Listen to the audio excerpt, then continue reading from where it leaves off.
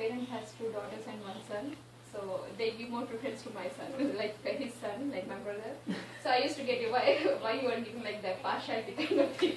So I used to get small angry in those times. So I guess like now you can realize like he's the smallest kid in the house. So yeah. So in the situation we don't know, like we don't realize that. So how about now? You don't get angry? Yeah, now I'm getting angry because he's not sending me to India. Oh, shame. It's already been 4 years. So. Wow, it's been long, yeah. Okay. My name's Amanda. Okay, so recently I got really angry at my boyfriend because I was trying to clean the house. And it was like an activity, let's clean together because we're putting floors in our house. And I was doing like 5 things at once, and all he had to do was the dishes, and he couldn't do the dishes. And so I got mad and I started yelling. Retrospect, probably shouldn't have been yelling. I could have just been like, hey babe, I'm trying to do this, stay on task, because he has ADHD, so he can't focus on things. But I just got angry and started yelling. He yelled, and it made a fight instead. So, yeah. Learned my lesson. Till the next time he makes me angry. Okay, thank you. Now, probably the question is, did you figure it out? No, not okay. fully. The question is, relate an incident where you lost your anger, you became angry, and reflect on it. Say whether it was, good or bad or whatever. Just. Yeah. Well, I get angry all the time because I don't get devotee association. I get angry and then I shower the anger on the wrong person. That's the bad thing. And mostly what happens is I shower the anger on my near and dear ones only, not on the ones whom the anger is supposed to go. Somehow. Who's supposed to go in this situation? Me for my wrong choices, and maybe somebody else. Let's say at my workplace, if I'm angry on someone, I may not express it to him, but then it keeps lurking in my mind, and then if I come home, I might shower that anger on someone whom I love.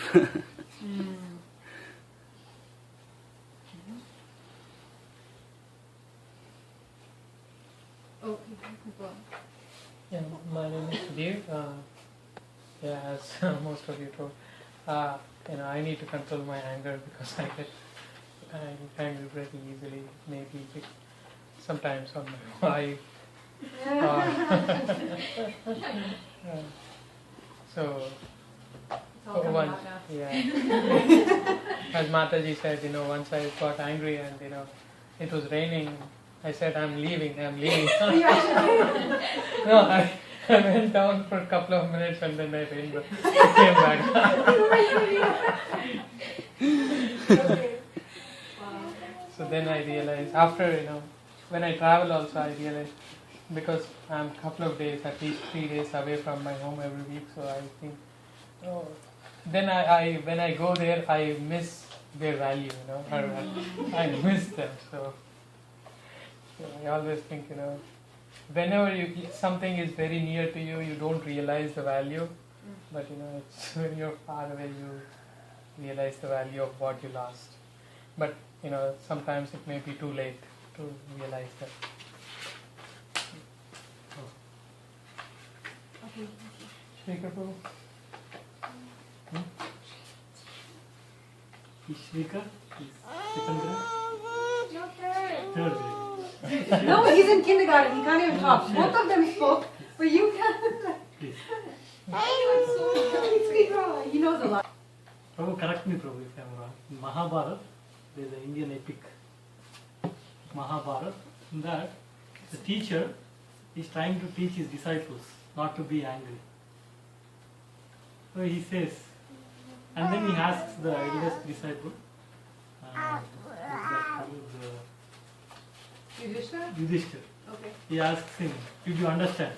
He says, no. He's teaching don't be angry, don't be angry. That's what he's telling. And he said he didn't understand. He got very angry. Is it Dronacharya teaching? Right, Prabhu? I don't know So, about this. I heard in one story. So then he got very angry. But he didn't get angry. Then he understood. Then the teacher understood that he didn't understand it theoretically, but he understood practically. Right? Because he got very mad at him, but he kept his calm. Because So the what happened? student kept his calm, Mhm. but the teacher became mad. Yeah. So it means the student understood practically, but maybe not theoretically, but the teacher only understood theoretically. Because practically he So, actually but became... the teacher, He I wanted mean, to they show were- it practically. Draw an Yeah. example. yeah, Yeah. not, but they have to use it, right? The teacher has to use in a way that the student has to understand. Like now, he clearly understood that. Teacher understood that he understood practically, not theoretically. But still, he is saying he didn't understand. So it is, it's very deep, right? To be like that. It takes a lot of, Humility? huh? Humility, right? Yeah, a lot of humility, a lot of understanding, patience. Right. Okay. Okay, so the children who don't want to sit, so one Mataji has to volunteer to engage them nicely. I was going to bring paint and paper and stuff, but I forgot to bring it, sorry. Do you have some kids' books? Yeah. Animals any- book. Oh no, I meant like Make them devotional sing. books. Yeah, they have some devotional books, but not for just to paper with fancy paper and with pen, pencil and paper. Who's engaging? Okay, Mataji will figure. Okay, go.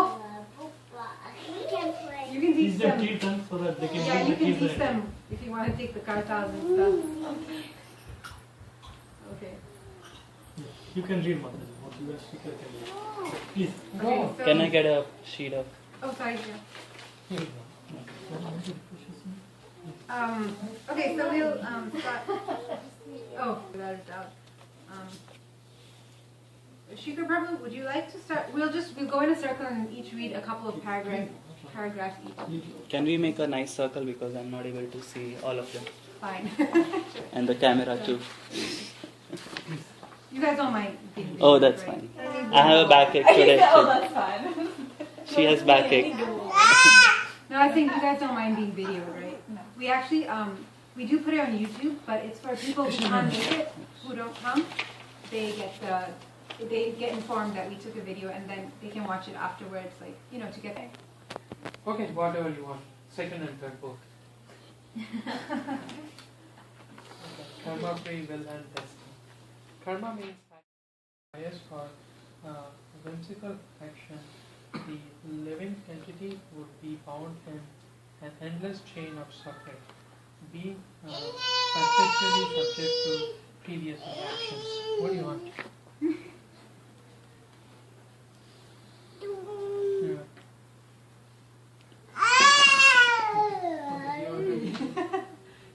From here? Give me attention. Give me attention. One side. No?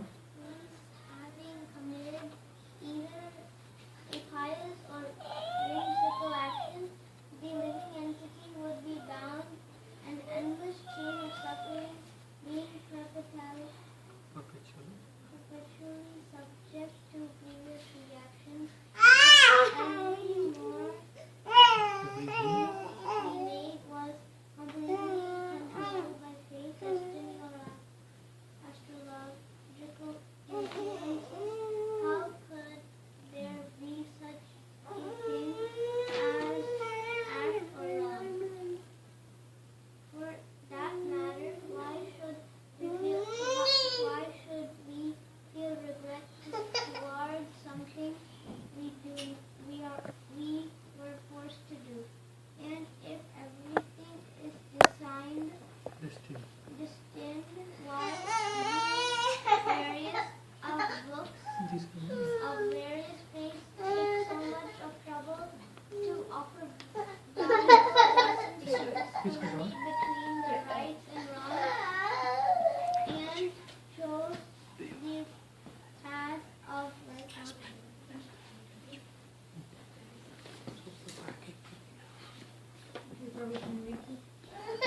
I had a question that it says either pious or whimsical action. So any action which is not, we don't know whether it's pious or impious. Even if we may think it's good, can it be considered whimsical? Like we may think we are doing good, but if it is not according to how scriptures think it's good, do we still get good credit, or it's still considered whimsical and it comes under vikarma? I think can you give an example? You're saying like for example, like the scriptures encourage charity in mode of goodness as pious action, but it can be interpreted in many ways how we apply, and then how we apply can actually become whimsical also sometimes. Oh, I see what you're saying. Yeah, you're saying you kind of misinterpret the message of the literature. Something like that's one facet. Yeah. I mean, I know, like, if a person doesn't have knowledge of what may be a good thing to do and what may be a bad thing to do, and they do the bad thing, they're definitely going to get some bad effect from that. But if a person knows what's right and what's wrong, and they do the wrong thing, they get more negative effect. But if somebody misinterprets the literature, either intentionally, unintentionally.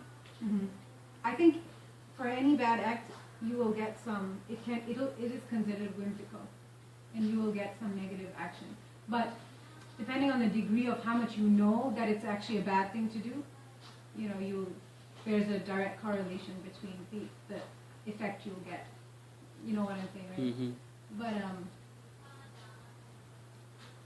what was I saying? Something else. I mean, if you're talking about somebody who actually tries to learn the literature and study it, then one thing that we know is that we need to learn in the association of people who actually know what it means.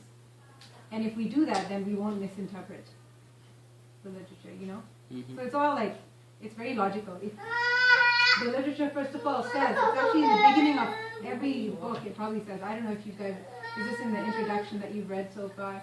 Like it says, if you want to learn something, you need to learn in the association of people who already know it. It's kind of like going to school. You learn from the teacher, right? So if I just started reading the textbook by myself, I might as well I'll maybe misinterpret it. Mm-hmm. So I think it's a very individual, based on situation. But yeah. does it make sense? Does it help? Does it answer your question? Yeah. Do you want to add something, Brahma? No. This paragraph, you want to summarize this paragraph? It's a very nice paragraph, right? Yeah, it's a very nice introduction. You want to summarize it? No. I mean, it's good. Did anybody I mean, I like the point where they make in the end that if everything is destined, then why are there books of various faiths that take so much trouble to offer valuable lessons about what is right and what is wrong?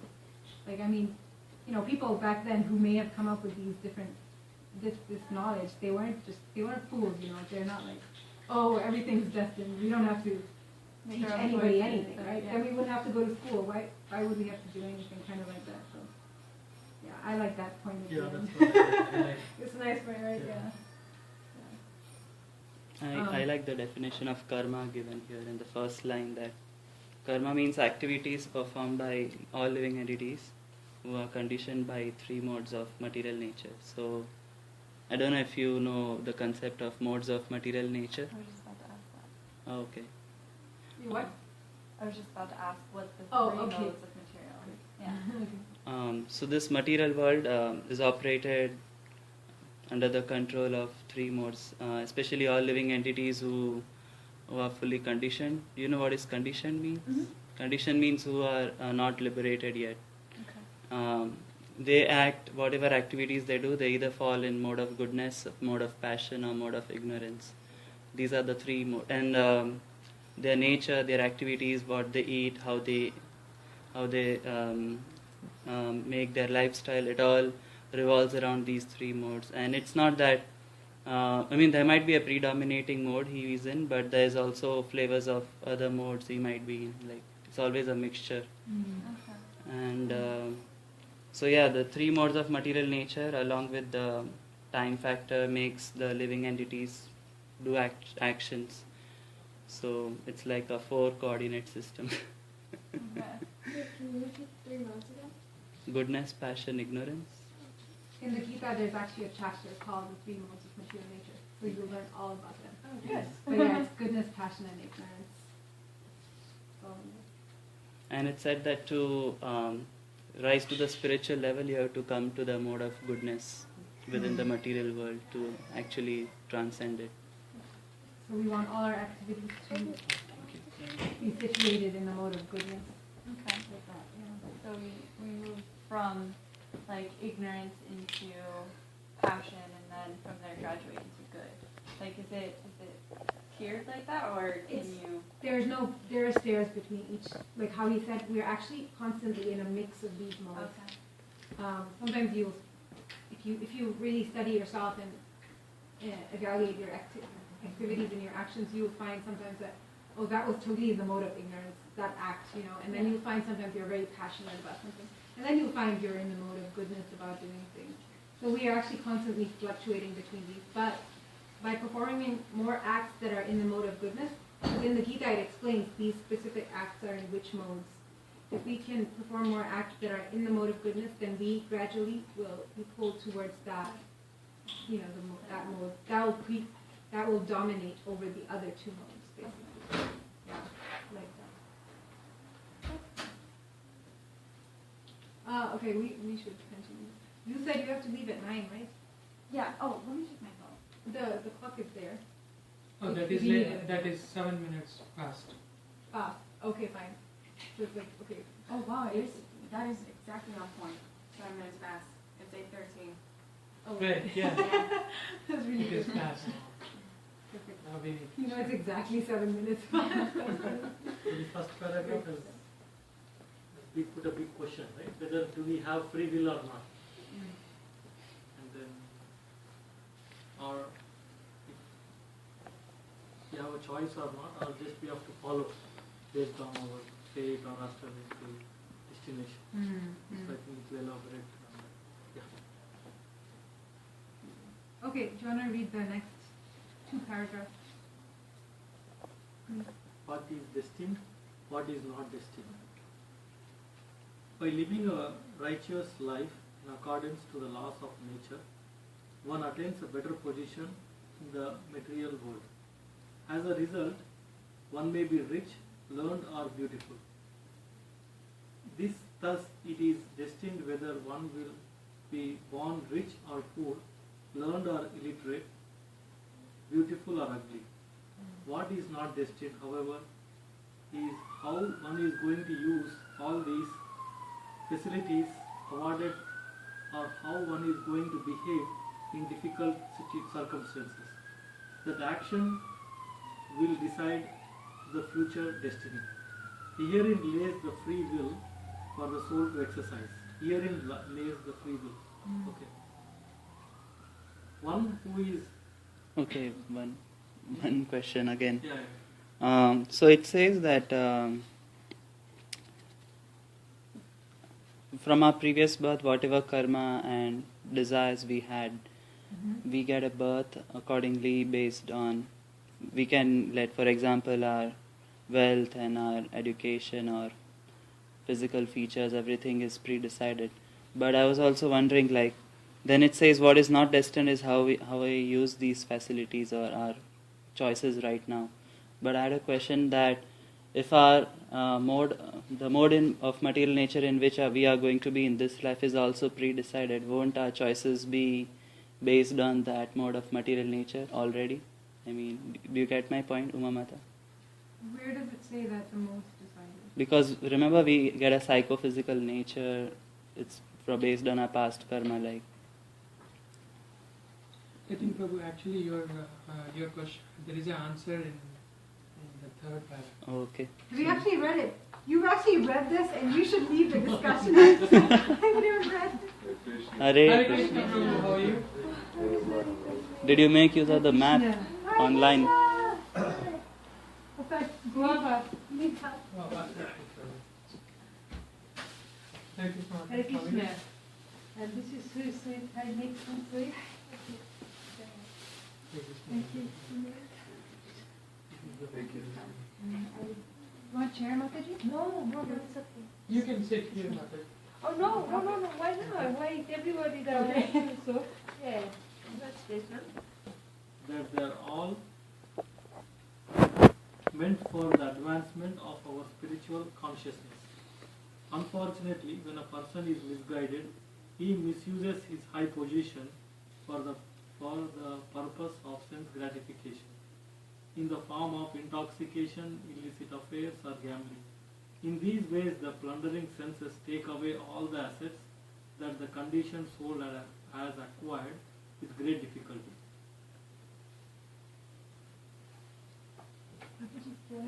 You read. Okay. I don't have that. Oh, okay, sorry. Okay. Here is a practical example to clarify the relationship between destiny and free will. A person purchases a ticket for an airline flight and boards the plane. Once the plane takes off, that person's decision to board the plane forces him or her to continue flying until the plane lands. He or she cannot change their decision now to say to travel abroad, to say travel by road. Their destiny is tied to the destination of the plane. Although he or she is forced to be bound by this destiny on board the plane, they can make many new decisions. They may accept the food and drink from the stewardesses or reject it. They may read a magazine or a newspaper, or they may sleep, walk up and down the aisle, converse with other passengers, and so on. In other words, although the general context, which is flying to a particular city, is forcibly imposed as a reaction to his or her previous decision to board the plane, even within that situation, they are constantly making new decisions and creating new reactions. For example, if they cause a disturbance on the plane, they may be arrested when the plane lands. On the other hand, if they make friends with a businessman sitting next to them on the plane, such a contact may lead to favorable business transactions in the future. It's a nice example. This example is. Does it answer your question? Not I completely. don't know. My question was more of a psychophysical nature thing. If our psychophysical nature is also pre-decided, then we'll make our choices based on that nature only. So how does, unless we get spiritual knowledge, how do we really discriminate which choice is right or which choice is wrong, right? So we do right now. I don't know. I'm kidding. So ultimately it No, that's boils not down the to answer. spiritual knowledge, right? Ultimately it boils down to that. Because otherwise there's no hope for the conditioned soul to make the right choice or the wrong choice. No, there may be. Wait, so isn't the material condition like an illusion? Can't you break away from it? Yeah, we are illusioned being in this creation. We're illusioned because we don't have the knowledge. Right? But when we are born, we're born with as it says, we have some karma and some desires, and based on our karma and desires, we take certain type of birth.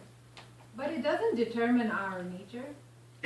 It does, right? Like for example, some people might be very patient, calm, mode of goodness type, and the choices they take also are very, think twice before act something. Some people are very impulsive. Mm-hmm. So that might also affect the reactions we get. But that can come from previous karma, and it can also come from the current life, right? Because there's 3 kinds of karma or something. Prabhu can tell a class on it. You know it really well. So I think maybe we can find people with patient nature, but it doesn't mean they're going to be like that all their life, right? I'm actually just kind of figuring it out. I think Prabhu is asking is, they may not make incremental progress, they may not make huge progress, but they may keep making slight progress. Yeah.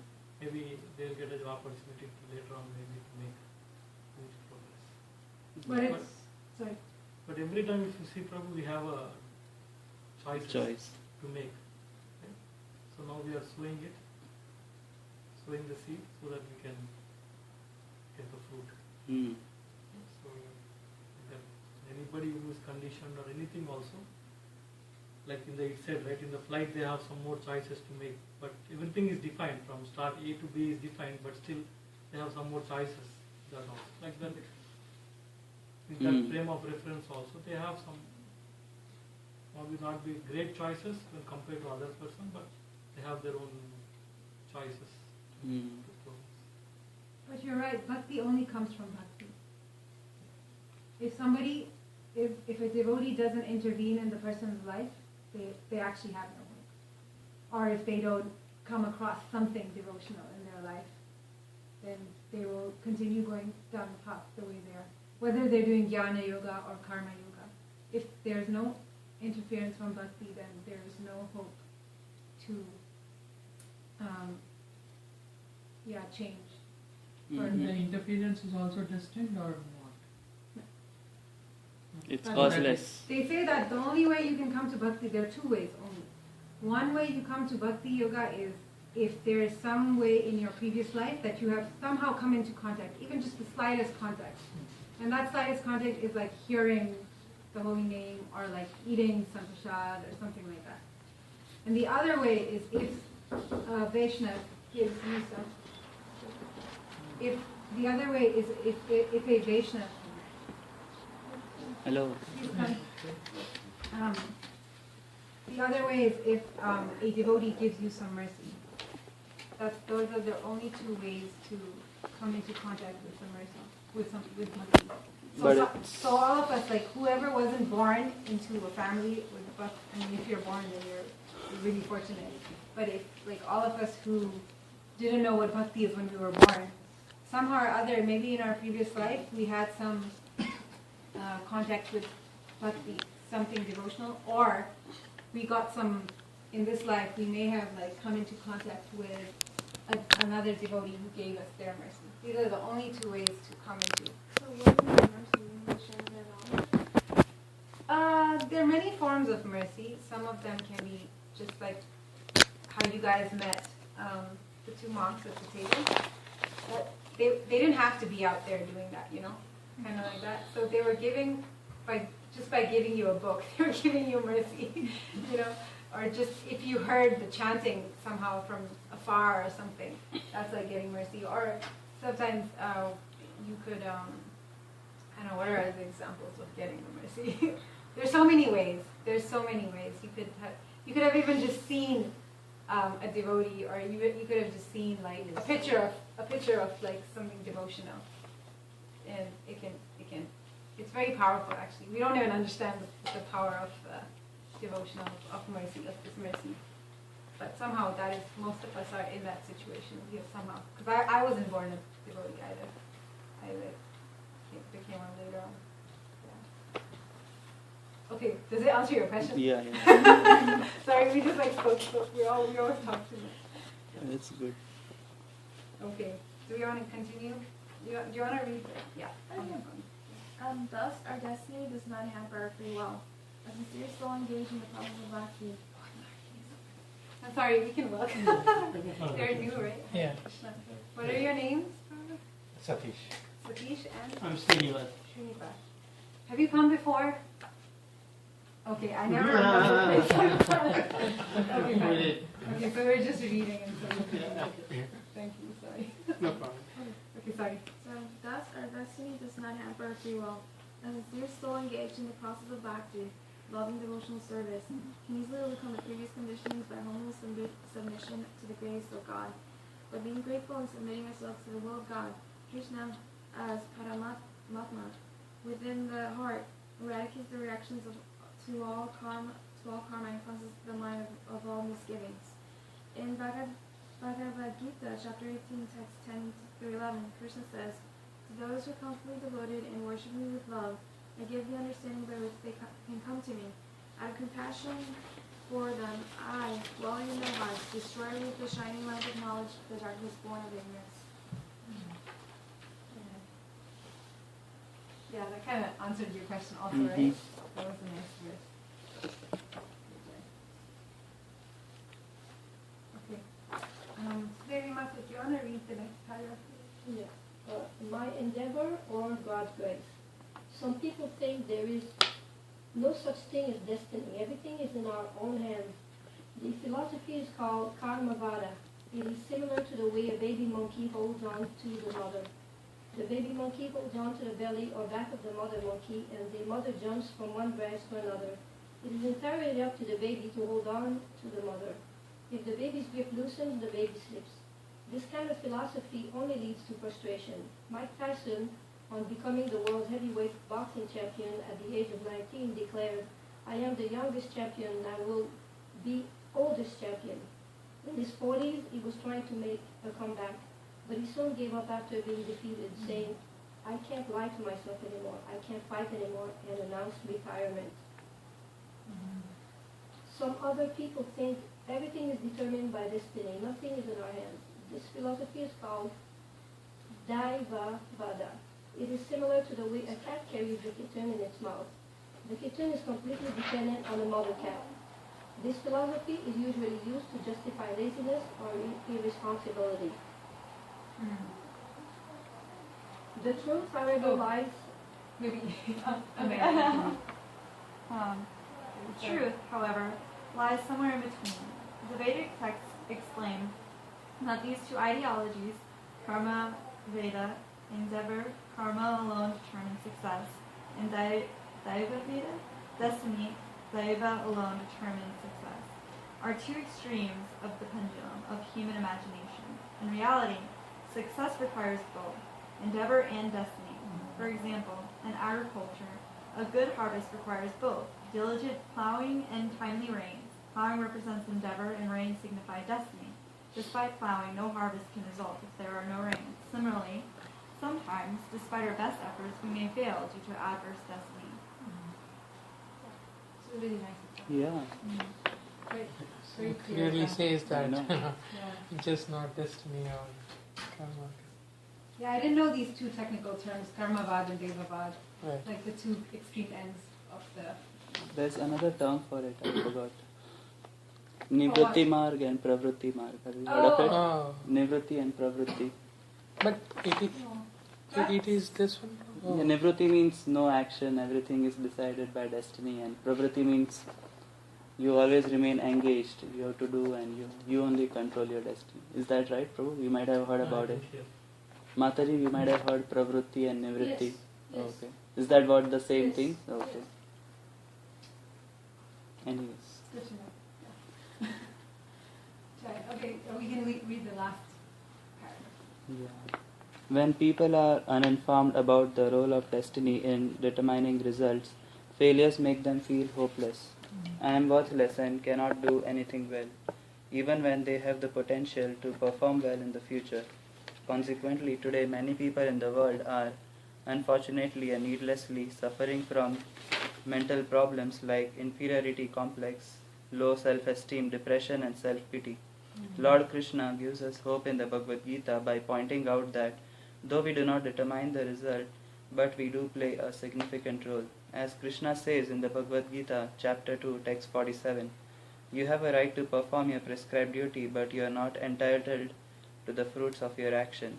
Never consider yourself to be the cause of the results of your activities, and never be attached to not doing your duty. Yeah, this is the Karmanye Vadikaraste verse. Okay. So you have the right to perform your prescribed duty, but not entitled. It's okay. That's it. Okay, Jay. Example 3, yeah. Example 3. How? It gives the fruits, but it won't expect anything.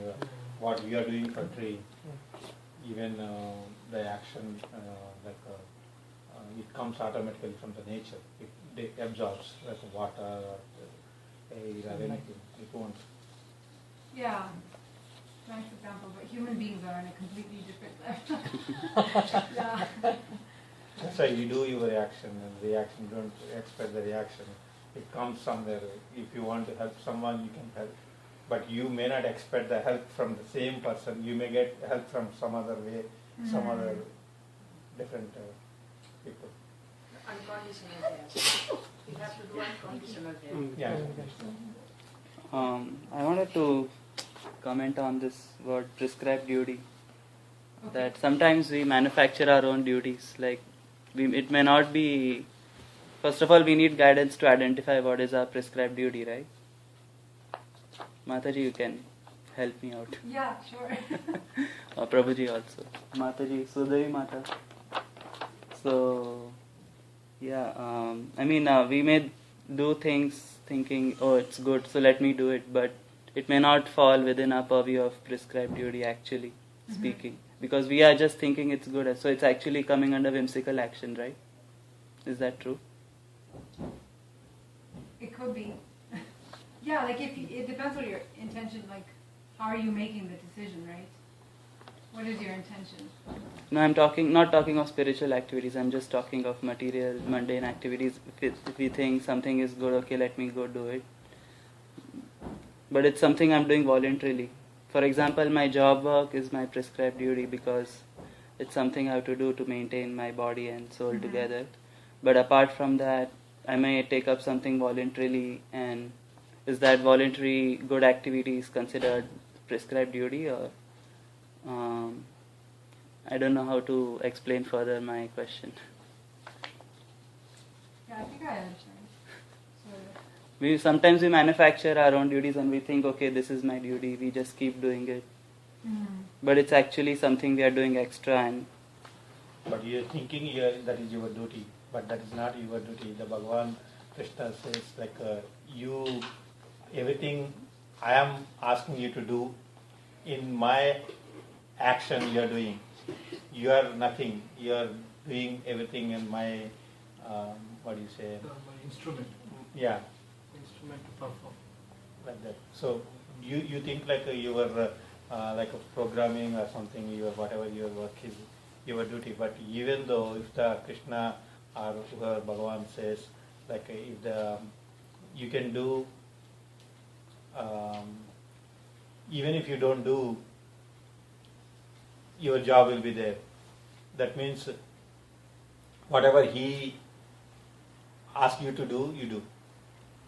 So that's what it comes down to. We have to know first of all what is our duty, right? Yeah. Because So how do you find out what your duty is? Sometimes the circumstances you may not be comfortable. You will be agitated. So if you are too much agitated, then you can come out of it, right? No, if you are doing a particular job, okay. and it is very inconvenient for you, and then it's not going to help you, then you can identify like that. Then you have to skip and identify, better which way. one makes you, better. There should be something, right? That the job should give you money, comfort, take care of your family, all those things. Yeah, it will give us probably some indications. Whether, right, anything we do, it will give us some indications, some indicators. Whether it is giving us comfort good or level bad. Suppose if you are doing something, okay, if you don't, if that is not good thing, and maybe immediately you will have some other work to do, better work than this one. If you don't like to do that one, so you will go for some other work. But your question is doing voluntary something. Yeah, good that was one, just right? one case example. Good one. Yes, actually this is Brahmin's nature. If you are Brahmin, you think something bad happened, this is for me. I can't do that, sorry, but this is not you, because this bad happens, but this is Brahmin's nature. Brahmins always think about something bad happen, why I'm not doing, because they have to always take initiative. I have to take the initiative, I have to do, this is my duty. You tell my duty, if you thinking this is my duty, this is Brahmin's nature. Nature to think this is my duty, I have to do, I have to cook, I have to feed, I have to do this is my duty. But we think our but this is he give us, this is our duty, this is because this is the Brahmin nature. Quality, this is Brahmin's quality.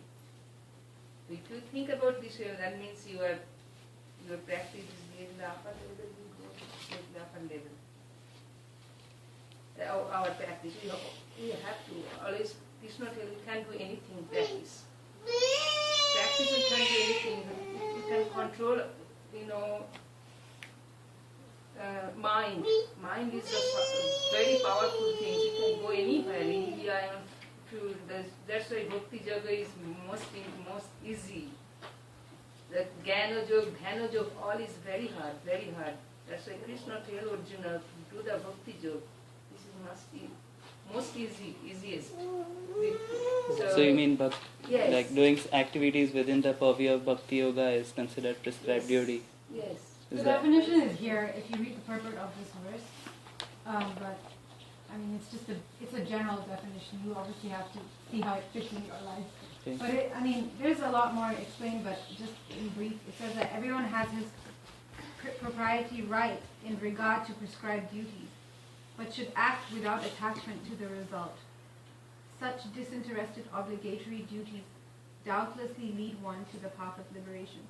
So it means that what I understand from this is that, this book won't tell you that this is the volunteer work you have to do and this is the volunteer work you should not do. But you have to judge that whatever it is you're doing you're doing it without attachment to the result, and it's going to lead you to progress in your spiritual life. And that decision that you have to see, is this going to be helpful or not? Sometimes that you can take help from senior people and take guidance on if it's really confusing, or you refer to the scripture and then decide, well, is this action going to be going to take me this way or that way?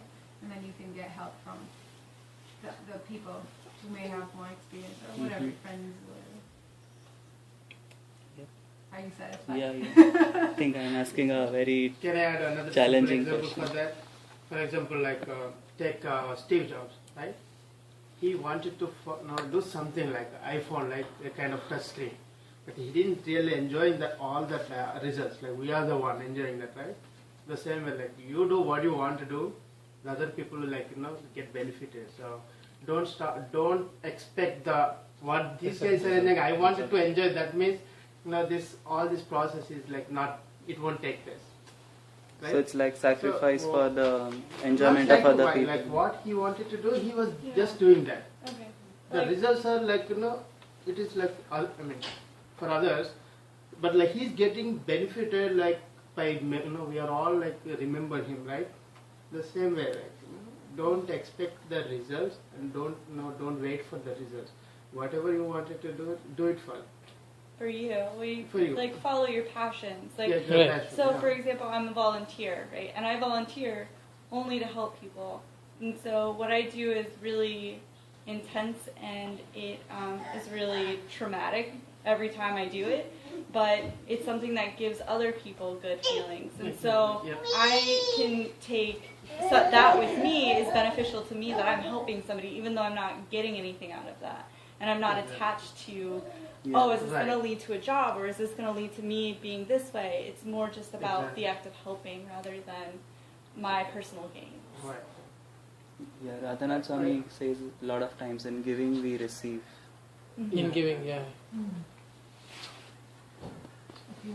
Should we do the questions in this, or do we just kind of want to chill out and talk? We should. Okay, I think they're pretty simple questions, so we can. So the answers to the discovery part are in the text itself. You don't really have to make it up. So the first question is, what is the law of karma? And anybody, you can just find it, or if you remember it, you can say anybody. Similar to the scientific law of action and reaction observed in the physical system. Mm-hmm. Yep. Anyone want to add to that? For every action, there's equal and opposite. That's exactly what I always remember my physics class. Okay, so we understand the law of karma, I guess, briefly. I mean, it's actually, karma is defined that it's actually action and reaction. Yeah, it can be simple, it can actually be very complex, but yeah, we keep it simple. Okay, so what role does our free will have in shaping our destiny? I think this is given in that example where this destination is, though it is predetermined A to B, but you still have a choice what you want to make. It says that if you're not behaving well, at your destination you can be arrested. At the same time, if you behave well, you make some friends. At the destination, you make benefit out of it. So I think that example. So everyone understands what free will is, right? Free will sometimes is experience also. You have free will, you can go back and go then you can Right, go right yeah. path. Exactly. Come up, on, up, off, on, and then you go right. You can go, the experience is most important thing to your path, your destiny, your destination experiences. Actually, that reminds me of one principle Prabhupada says that you can, there are 4 classes of intelligent men. I think you know about it, right? Class 1 is a person who just understands what is right or wrong by hearing from other people who have already experienced it, so that you need not waste time doing it. And class 2 is that they don't have faith in hearing, so they want to experience and they will learn it. Third is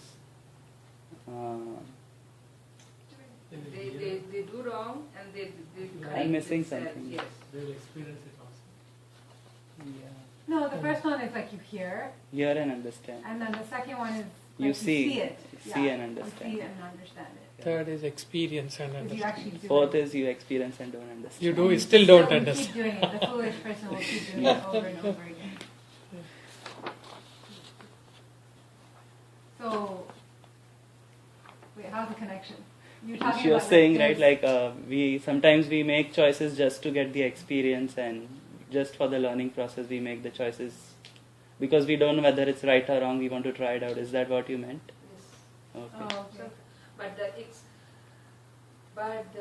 the first type person is the looking and doing this one. They also have experience. That's bad.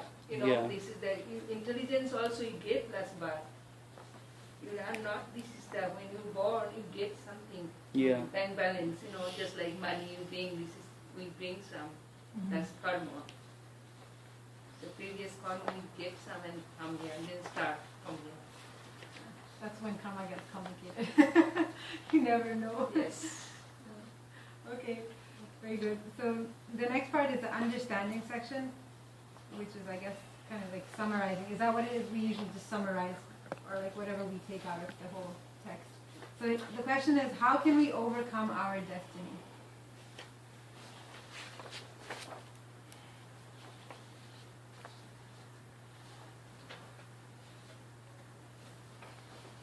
I would, I personally have to say that if we're focused on Krishna, if we're not concerned with failure or success, if we're just focused on Krishna, then our destiny doesn't really matter as far as what we accomplish here in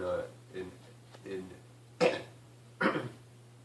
sense of our accomplishments here on earth. As long as the focus of our destiny is that union and that oneness with Krishna, and our accomplishments and all the material gain here on earth is irrelevant. So maybe we think our destiny is a success here in this life, or being able to attain or to achieve something, but in reality it should just be that union with Krishna, and focusing on Krishna and glorifying Krishna and serving Him selflessly. I thought our destiny was to reunite with Vada. So how, if that's the destiny, why should we try to overcome it? No, like it says, like when we're born in this world, our previous karma and our desires determine like our destiny. So although we understand, we've come to a point to understand that actually we should try and endeavor to reunite with the Supreme Lord. But because of our previous karmas and our desires, it doesn't just happen like that. Oh, okay. Although it does make a difference that our desires change as we're living, right?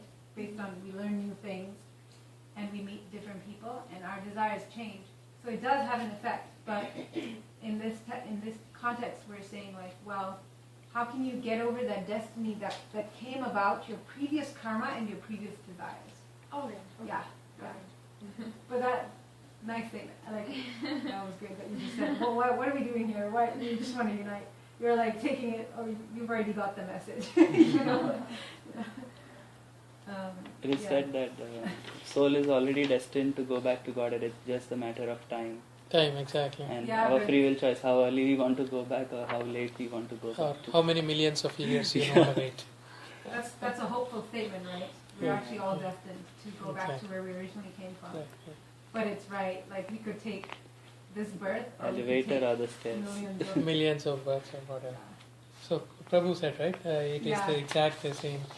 In chapter 18, text 10-11, Krishna says, to those who are constantly devoted and worship me with love, I give the understanding by which they can overcome to me.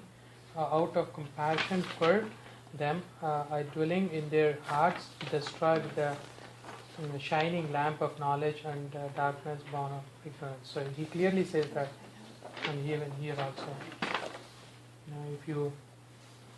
if you are devoted to me, no matter what, He'll give us the shining lamp of knowledge to destroy the darkness.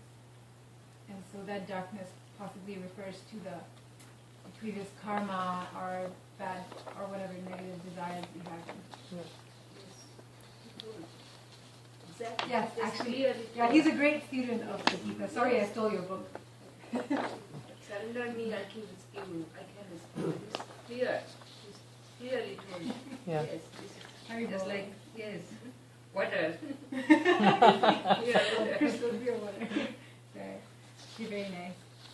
So it makes sense to everyone how to overcome our destiny. We can do it. Okay. So we can do the last question. Did you have to leave? Are you okay? I Okay. There's just one more question then. So this application part, the policy is that we all have to answer. We all have to give a response, right? And it's a very it's whatever. There's no determined answer for this question. It's like whatever you. Free will. What? Free will answer, not destined answer. It's not destined. So the question is, what does success mean to you, and what is the secret to achieving success in our endeavors? There's a question. Okay, so what does success mean to you, and what's the secret to achieving success in our endeavors? Okay. Well, for me, the success to me is just being content with where I am, with my life. That's it. Yeah, and so I think that the secret to achieving that is to accept and to not place expectations on things. So if, for example, I'm somewhere and I ordered food and I ordered broccoli but they gave me green beans, but I get really upset because I got green beans, or I could just accept that I got green beans and look at the bright side of that and appreciate them for what they are, rather than, well, broccoli would have been so much better. Sorry for the lame example, but that's the first thing that came to my mind. At least you get something. Yes, exactly. Yeah. So being content and happy with it. Happy. At any moment, 100% devoted or focused on Krishna, there's no way we can go beyond that realization of Krishna at that moment. So just to be focused, as we were talking about earlier, just to be focused on Krishna, I think that's the maximum that you can, it's the maximum level that you can possibly reach if you're 100% focused or devoted on Krishna. So to constantly want that level of devotion, to constantly want that is something that's very good. That spiritual earnestness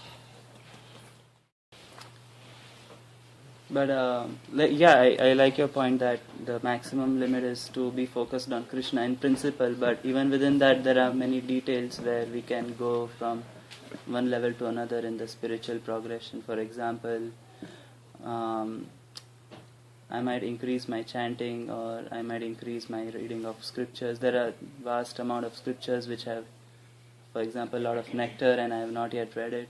I mean, I'm talking of all those kind of detailed spiritual progression, something like that. But your point is right. In principle, if we remain focused, then automatically those things will fall in place, right?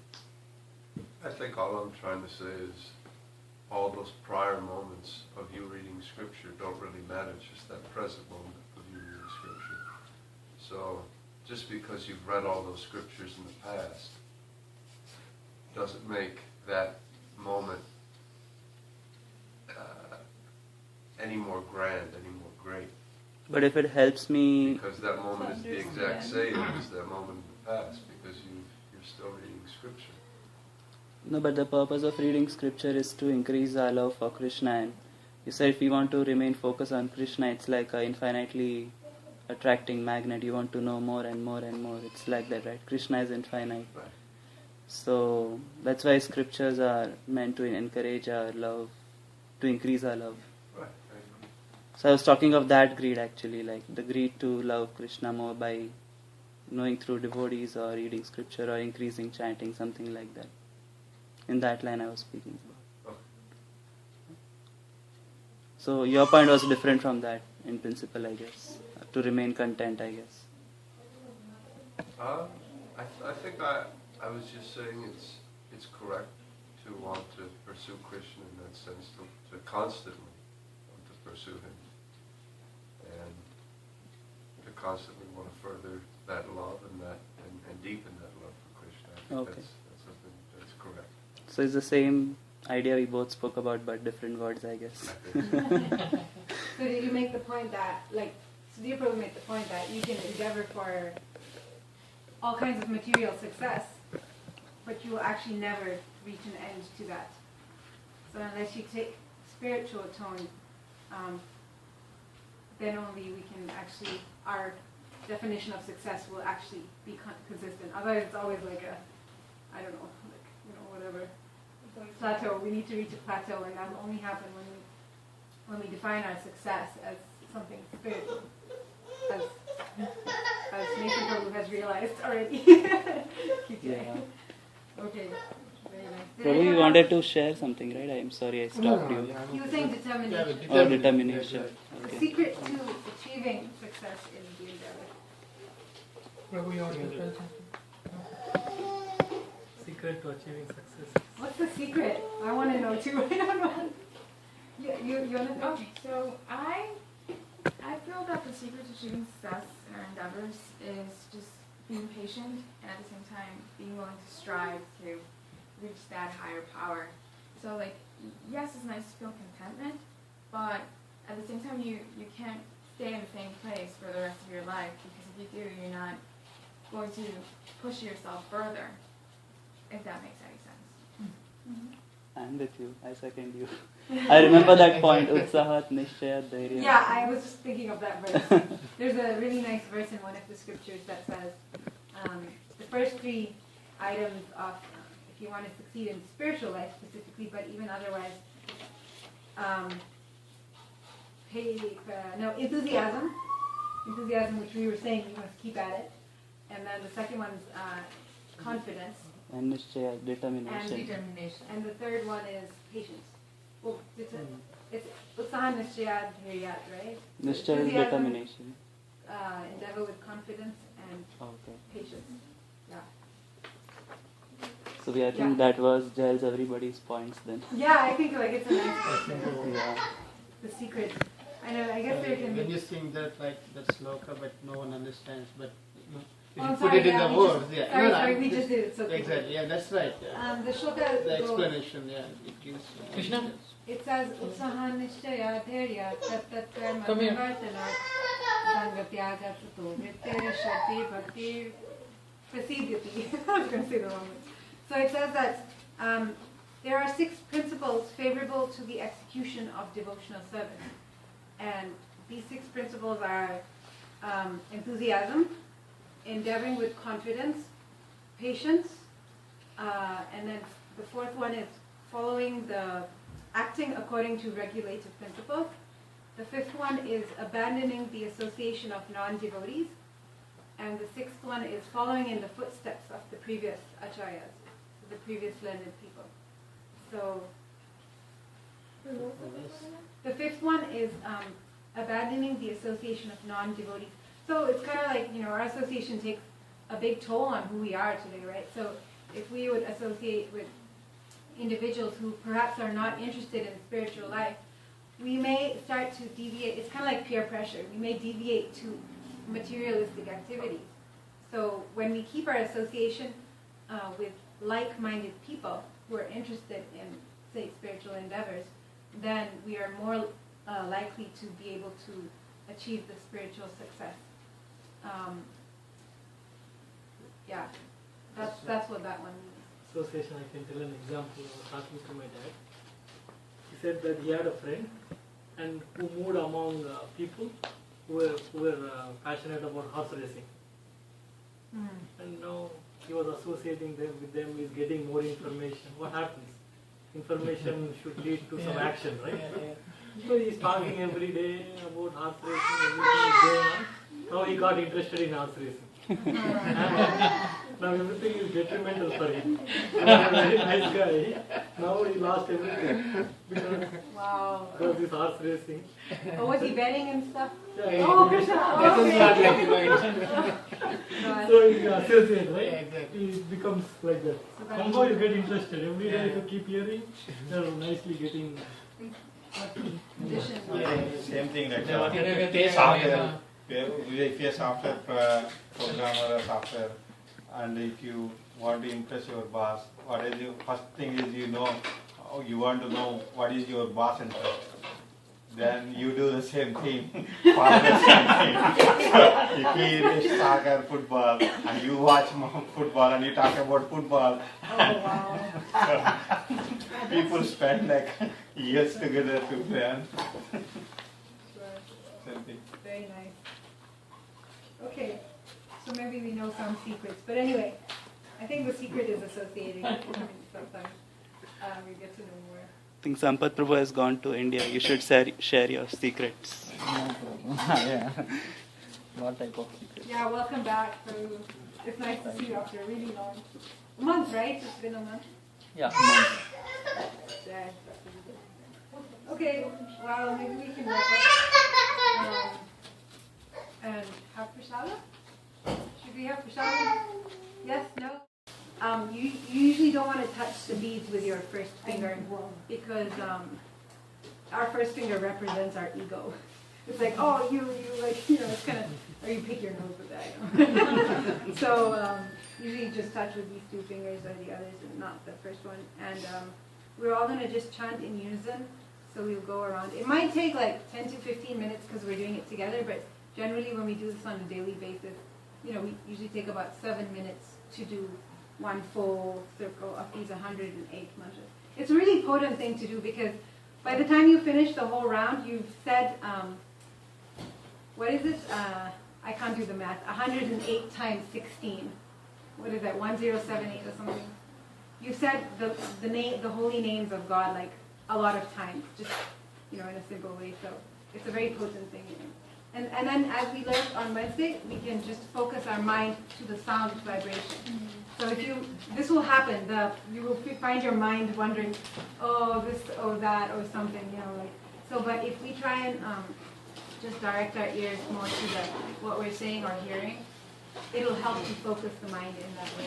Hare Rama, Rama Rama, Hare Hare, Hare Krishna, Krishna Krishna, Hare Hare, Hare Rama, Rama Rama, Hare Hare, Hare Krishna, Krishna Krishna, Hare Hare, Hare Rama, Rama Rama, Hare Hare, Hare Krishna, Krishna Krishna, Hare Hare, Hare Rama, Rama Rama, Hare Hare, Hare Krishna Krishna Krishna Hare Hare, Hare Rama Rama Rama Hare Hare, Hare Krishna Krishna Krishna Hare Hare, Hare Rama Rama Rama Hare Hare, Hare Krishna Krishna Krishna Hare Hare, Hare Rama Rama Rama Hare Hare, Hare Krishna Krishna Krishna Hare Hare, Hare Rama Rama Rama Hare Hare, Hare Krishna Krishna Krishna Hare Hare, Hare Rama Rama Rama Hare Hare, Hare Krishna Krishna Krishna Hare Hare, Hare Rama Rama Rama Hare Hare, Hare Krishna Krishna Krishna Hare Hare, Hare Rama Rama Rama Hare Hare, Hare Krishna Krishna Krishna